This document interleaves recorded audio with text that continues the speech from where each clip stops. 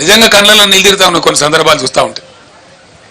ఎందుకు షార్ట్ అయి ఉండాలండి నీళ్లు? ఏ కారణం చేసి షార్ట్ అయి ఉండాలా? What is the reason for that? అదేం లేదు. మేమేం చేసినామండి, హైదరాబాద్ ఏనాటికైనా ప్రధానం కాబట్టి ఎల్లంపల్లి నుంచి సింగిల్ లైనే ఉంది, అక్కడ నుంచి ఎక్కువ వచ్చే అవకాశం లేదు. ఒకటే లైన్ వేసేప్పుడు అంతే చేసిండ్రు.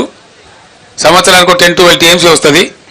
కృష్ణ నుంచే ఫేజ్ ఉందని చెప్పి సాగర్లో డెడ్ స్టోరేజ్ ఉంటుందని, 100 TMCల పైచిలకు డెడ్ స్టోరేజ్ ఉంటుందని పాత అక్కంపల్లి మీదనే ఆధారపడకుండా 1450 కోట్లతో మేము సుంకిశాల ప్రాజెక్ట్ కూడా మంజూరు చేసినాం. అది కూడా ఆల్మోస్ట్ దగ్గర పడ్డది. 70-75% పనులు అయిపోయినాయి మా ప్రభుత్వం పోయేనాటికే. నేను మొన్న కాంట్రాక్టర్ని అడిగిన, ఏమరా ఎంతవరకు వచ్చింది పని అని అడిగితే, సార్ ఈ గవర్నమెంట్ చేయమని చెప్తే మేము 2 నెలల్లో 3 నెలలు చేసి అందిస్తాం సార్ అని చెప్తున్నారు వాళ్ళు.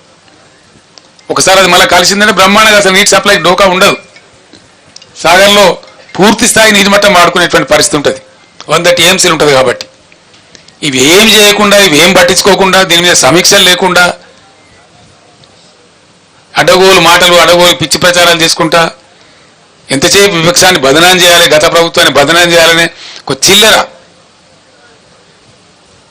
చాలా చీప్ టాక్టిక్స్ తప్ప ఏం కనపడతలేదు.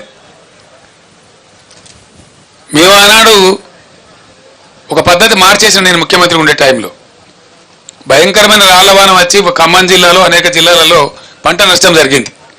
మహబూబాబాద్ జిల్లాలో, ఖమ్మం జిల్లాలో, చాలా జిల్లాలలో నేనే స్వయంగా పోయి పరిశీలన చేసాను ఏంది ఎంతవరకు జరిగిందని చెప్పి. నిజంగానే ఘోరంగా దెబ్బతిన్నది. 100% పంట పోయింది. కానీ పంట నష్టం ఇచ్చే పరిస్థితి ఏంది? ఆ రోజు వరకు కూడా కేంద్ర ప్రభుత్వాన్ని నివేదిక పెట్టాలి, ఆ తోకగాలు రావాలి 3 నెలలకు, వాడు వచ్చే వరకు ఏమి ఉండదు, వాడు ఉల్టా రిపోర్ట్ రాయాలి, వాడేమి ఇయ్యాడు, వీడు తీసుకోడు, రైతుకు అందదు. దాంతో నేనే నిర్ణయించి, రైతులు బలపడుతున్నారు కాబట్టి తెలంగాణ రాష్ట్రంలో మంచిగా అవుతున్నారు కాబట్టి మళ్ళా వాళ్ళ పరిస్థితి దిగజారద్దని చరిత్రలో ఎప్పుడు లేని విధంగా ఎకరానికి 10,000 రూపీస్ ఇచ్చిన నేను, ఇన్స్టెంట్ శాంక్షన్. అంత వెరీ డే ఆ పొలంలో నిల్చుండే అనౌన్స్ చేసి 5-6 రోజుల లోపల వాళ్ళకి నష్టపరిహారం అందజేసినాం. ఈ తుంగతుర్తికి 6 కోట్లు ఇచ్చినాం. మొత్తం దాదాపు 149 కోట్ల రూపాయలని పంపిణీ చేసినాం ఇమీడియట్గా రైతులకు. అదే విధంగా 149 crores ఇచ్చినాం. రెండో విడత 3 అంటే సుమారు ఒక 500 కోట్ల రూపాయలను పంచినాం రైతులకు మేము. ఇవాళ లేదండి, రాలవాన వాడిది అడిగే దిక్కు లేదు. ఓ మంత్రి ఓడు, ఓ ఎమ్మెల్యే ఓడు, దొంగలు కదా ముఖం సాటేసినట్టు. ముఖ్యమంత్రికి అయితే పట్టేలేదు, ఢిల్లీ యాత్రలే సరిపోతాయి. ఏది మరి నాకు అర్థం కాదు. ఎమ్మెల్యేలు ఓరు, ఎంపీలు ఓరు, మంత్రులు ఓరు, అధికారుల బృందాలు పంపించారు. మేము ఒక్కటే మాట చెప్తాను, ఇవాళ ఏది ఏమైనా సరే, రణరంగమైనా సరే ఈ ప్రభుత్వాన్ని మెడలు వంచుతాం, వదిలిపెట్టాం ఎట్టి పరిస్థితులలో, ఎట్ ఎనీ కాస్ట్. మేమన్నాడు 10,000 రూపాయలు, ప్రపంచంలోనే ఇవ్వాలి 10,000 రూపాయలు, 2,000 చేదో ఇచ్చి చిల్లర చేతులు దులుపుకునేది. మేము 10,000 రూపాయలు ఇన్స్టెంట్గా ప్రకటించి 500 కోట్లు సుమారు పంచినాం. 450-460 కోట్లు పంచినాం. ఇలా అతి లేదు గతి లేదు. సుమారు 1,00,000 ఎకరాలలో పంటలు పోయినాయి, రాళ్లవానలు పడి, అకాల వర్షాలు పడి, కొన్ని హోరు గాలికి దెబ్బతిన్నాయి, వర్షాలు గుర్సి దెబ్బతిన్నాయి, కొన్ని రాళ్లవానకి దెబ్బతిన్నాయి. దానికి దిక్కు లేదు, దాని గురించి మాట్లాడడం లేడు. ఇవాళ ఉన్న మంత్రి, ముఖ్యమంత్రి, ఉప ముఖ్యమంత్రి వీళ్ళంతా ఏం మాట్లాడారండి? అసలు వాళ్ళ ముఖాలకైనా ఇయ్యలే. వాళ్ళు దిగిపోయిన నాడు కూడా 470 కోట్లు బకాయిలు పెట్టిపోతే మేము ఇచ్చినాం ఇన్పుట్ సబ్సిడీ, బీఆర్ఎస్ గవర్నమెంట్లో ఇచ్చినాం. వాళ్ళు ఎగబెట్టిపోతే 2014లో ఎగబెట్టిపోతే 2-3 ఏళ్ళ నుంచి ఉన్న బకాయిలు పెండింగ్ పెట్టిపోతే మేము క్లియర్ చేసినాం అవి క్యాబినెట్లో తీర్మానం చేసి. ఈరోజు మేము ఏం పెట్టలే, బకాయిలు లేవు. ఇలా జరిగింది.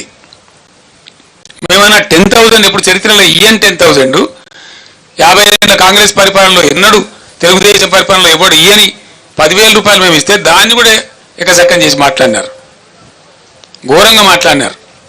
ఏ మూల సరిపోద్దండి 10,000, 20,000 రూపాయలు ఇవ్వాలి అని మాట్లాడినారు. మరి ఇలా ఏడ వండుకున్నారు? తలకాయ ఎక్కడ పెట్టుకున్నారు?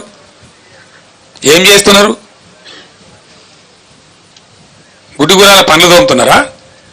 వీళ్ళు రైతులు గారా? వీళ్ళు ప్రజలు గారా? పట్టింపు లేదా? వాళ్ళ తరఫున మాట్లాడటం లేరనుకుంటున్నారా? ఒక మహాసముద్రవంత పార్టీ బీఆర్ఎస్ పార్టీ ఉంది, ఊరుకోదు. ఎట్టి పరిస్థితులలో 100% రైతుల పక్షాన పోరాటం చేస్తాం. ఖచ్చితంగా ప్రభుత్వాన్ని నేను డిమాండ్ చేస్తాను. ఇలా సూర్యాపేట నుంచి ఈ ఎండిపోయిన పంటలకు మీరే ఎండబెట్టిండ్రు కాబట్టి, మీ అసమర్థత వల్ల ఎండగొట్టిండ్రు కాబట్టి, మీ అసమర్థత కాదు అని మీరు ఒప్పుకోకపోయినా ఎండిపోయినాయి కాబట్టి వెంటనే జిల్లా కలెక్టర్లకు ఆదేశాలు ఇచ్చి ఎన్యూమరేట్ చేయించాలి. ప్రతి ఒక్క ఎకరం ఏ జిల్లాలో, ఏ గ్రామంలో, ఏ మండలంలో, ఏ రైతుది ఎంత ఎండింది అవి లెక్కలు తీయాలి. అండ్ ఖచ్చితంగా ధరలన్నీ పెరిగినాయి కాబట్టి, భారమైంది కాబట్టి ఇలా 25,000 రూపాయలు నష్టపరిహారం ప్రతి రైతుకు ప్రతి ఎకరానికి చెల్లించాలి. This is our demand. చేసేంత వరకు మిమ్మల్ని వేటాడతాం, వెంటాడతాం, ధర్నాలు చేస్తాం, నిద్రపోనీయం. ఎక్కడికక్కడ మీ మంత్రులను, మీ ఎమ్మెల్యేలను నిలదీస్తాం. గ్రామాలలో ప్రజాస్వామ్యంలో డెఫినెట్గా అడిగే హక్కు మాకు ఉంటుంది కాబట్టి, ప్రధాన ప్రతిపక్ష పార్టీగా ప్రజల పక్షాన మాకు ప్రజలు ఇచ్చిన పాత్ర అదే కాబట్టి మేమది న్యాయం చేయాలి. వాళ్ళ గొంతే మేము ఇవ్వాలి. ఈ రాష్ట్రంలో ప్రధాన ప్రతిపక్ష 39 ఎమ్మెల్యేలను గెలిపించి మేమేం రౌట్ కాలే. ఈ రాష్ట్రంలో మీరు ఒక్కరినో ఇద్దరినో కుక్కలను నక్కలను గుంజుకొని ఓహో ఆహా అని సంఖ్యలు గుద్దుకోవచ్చు. అది చాలా చిల్లర, చీప్ టాక్టిక్స్. అది it's a cheap political stunt which is uncared. ప్రజా సమస్యల ముందు, ప్రజల యొక్క బాధ ముందు, ఎండిన పంట పొలాల ముందు ఈ చిల్లర రాజకీయాలు కాదు. ఇవి నడుస్తూనే ఉంటాయి, దీనికి పెద్ద ఇష్యూ కాదు. కానీ ఎండిన ప్రతి ఎకరాను మీరు వెంటనే ఎన్యూమరేట్ చేయించాలి. మా బీఆర్ఎస్ దళాలు తిరుగుతున్నాయి, మేము ఎన్యూమరేట్ చేస్తూ ఉన్నాం. మా మంత్రులు, మా మాజీ మంత్రులు, ఎమ్మెల్యేలు, ఎంపీలు ఉన్నోళ్ళంతా మా ఎమ్మెల్సీలు తిరుగుతూ ఉన్నారు. ఖచ్చితంగా తీస్తాం, లెక్కలు పెడతాం, మిమ్మల్ని బజార్లకు ఈడిస్తాం. 100కు 100% మీ చేత కక్కిస్తాం. అది మీరు కట్టి తీరాలి. అది ప్రభుత్వ బాధ్యత. ఆనాడు మేము ఇచ్చినాం, మమ్మల్ని ఎక్కసెక్కలాడిన మీరు ఇలా మేము డిమాండ్ చేస్తూ ఉన్నాం 25,000 రూపాయలు ప్రతి ఎకరానికి కట్టి ఇవ్వాలి.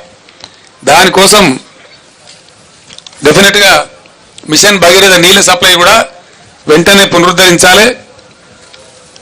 కరెంటు కూడా ఏముందండి నాకు అర్థం కాదు.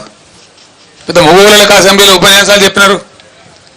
కరెంటు అప్పులు చేసింది, కరెంటు అప్పులు చేస్తా. అది ఎవరి కోసం చేస్తుందండి? కరెంటు అప్పులు చెయ్యాలి, ఎందుకు చేయకూడదండి? నేను అడుగుతా ఉన్నా. రైతాంగం పంటల మీద పెడతారా? ఆయన నేను చెప్పిన అసెంబ్లీలో గంట సేపు చెప్పిన ఉపన్యాసంలో పీక్ అవర్స్ వచ్చినప్పుడు ఒక 2 నెలల పాటో 3 నెలల పాటో నెలకు 1,000, 1,200, 1,400 కోట్లు పెట్టి 1,400, 1,200 కోట్లు కాదు ఇక్కడ ఇష్యూ. ఎన్ని కోట్లు అన్నది కాదు. ఎంత కరెంటు షార్టేజ్ ఉంటే అంత పర్చేజ్ చేయాలి, ఇవ్వాలి, సప్లై చేయాలి. మేము అదే పని చేసినాం. అందుకే అన్నాడు రెప్పపాటు కరెంటు పోలే. మేము ఎప్పటికప్పుడు సమీక్షలు చేసుకొని కొంతమేరకు పెంచిన తర్వాత అప్పటికి లోడ్ ఏర్పడుతుంది అన్నమాట. అనూహ్యమైన లోడ్ వస్తుంది. మా అప్పటికంటే ఇప్పుడు ఎక్కువ లోడ్ ఏం రాలే, అంతే 500-600 మెగావాట్లే వచ్చింది. మేము ఉన్నప్పుడు పీక్ లోడ్ 14,900 పైచీలకు పోయింది. మొన్న పీక్ లోడ్ 15,600కు పోయింది. అంటే దాని అర్థమైంది ఒక 600-700 మెగావాట్లు ఎక్కువైంది. అది మీరు కొంటలేరు.